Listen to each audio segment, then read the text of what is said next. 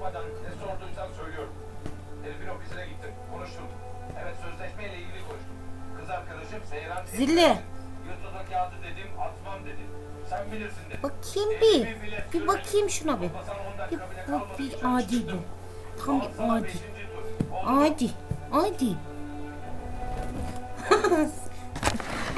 Bak anne ettiklerini görüyor musun bak.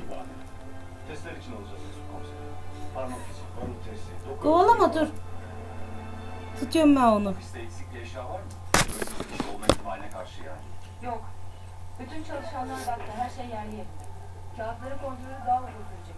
Evrenin şirket avukatıyla... Zilin ayağını ısıtırıyor anne. Parmak izlerinden bir sorun çıkmadı daha değil mi? Hayır. Kararlarınız daha iyi. Gel. Kamera kayıtlarından ne haber? Şirket içindeki kameralar borcalıymış. Sokağa ya da bina girişine bakan ne kadar kayıt varsa alıyoruz. Ellemez ya. Hayır ya ıstır belki. Ama yine de tutar. Çimen gel annem. Çıkıyor ofisten. 3 saat sonra geliyor. Akşam 8 civarı. Cesedi görüp hemen polise haber veriyor. Zamanlama uyuyor. Kolay gelsin etmeze. Bak yanına gelecek şimdi bir bak. Allah aşkına bir de sana laf anlatma. Burada yapacak pek bir iş yok. Dışarı bakacağız. Ellemez. O güvercinler ellemiyor ya. Gidelim. Anne ıstır mı ıstır kuş mu? Ya bu Buraya gel. ortada olmaması lazım. Çimen. Ona bakarsan bizim de burada olmamız lazım.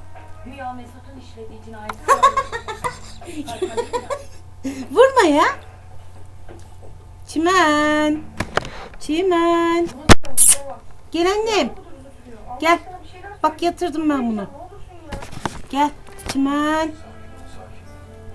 Haklısın. Uzun sürdü. Heh. Belki daha da uzar ama. Çağır anne yanına videoya Bir çıkıyor. yerde bir hata var. O da çıkacak ortaya. Çıkacak mı? Rıza amca, Hüsnü amca çıkacak değil mi? Babamın suçlu olduğu anlaşılacak değil mi? Ya herhalde oğlum ya herhalde. Bir daha sormayın tamam mı? Sorarım. Bugün neyimiz polisler bastı bizi. Her yeri aradılar. Ortalığı da attılar. Ne var ne yok karıştırdılar. Katil diyorlar baba, katil.